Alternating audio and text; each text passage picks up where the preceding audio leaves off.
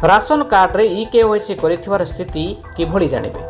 राज्य रे योग्य राशन कार्ड हिताधिकारी माने सेमाने आधार कार्ड ईकेवाईसी करिबा आवश्यक, नहले सरकार सुविधा पाई परिबे नाही, जाहाकु नै अनेक समस्या रे पड़ी पारती। जे माने ईकेवाईसी करिनांती यथाशीघ्र करिबा आवश्यक। कौनसी उपयुक्त हिताधिकारी वंचित न होंतु सेथिपై सरकार तारीख पर तारीख घुंचाई चलीछंती। जे माने ईकेवाईसी करिसंती सेमानकर स्थिति किपरि जानिबे। शेष तारीख मध्यरे जदि ईकेवाईसी न करंती ताहले चाउल ओ गहम पाइबारु वंचित हेबे। सेथिपై आपण माने मध्य घरे रही किभଳି भाबरे ईकेवाईसी स्थिति जानिबे। सेथिपై आपण माने कोन करिवे एवं केउंटी स्थिति जांच करिवे। तबे आसंतु जानिबा आपण माने किभଳି भाबरे राशन कार्ड रो ईकेवाईसी स्थिति किपरि जानिबे।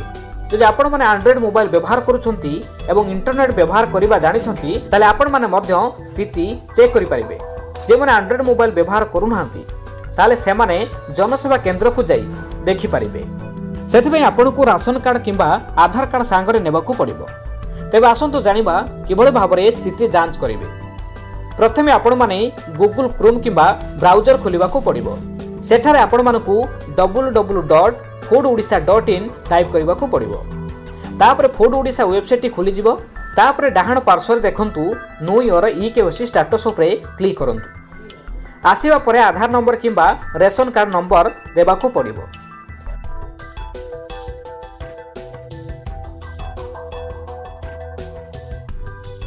तापर सिलेक्ट स्कीम टाइप उपरे चूज करबाकू पड़िबो। यदि आपण मानकर केंद्र सरकार को कार्ड रहिछि ताहले एनएफएसए को सिलेक्ट करिवे, नचेत जदि उड़ीसा सरकार कार्ड अछि ताहले आपण माने एसएफएसएस को सिलेक्ट करबाकू पड़िबो।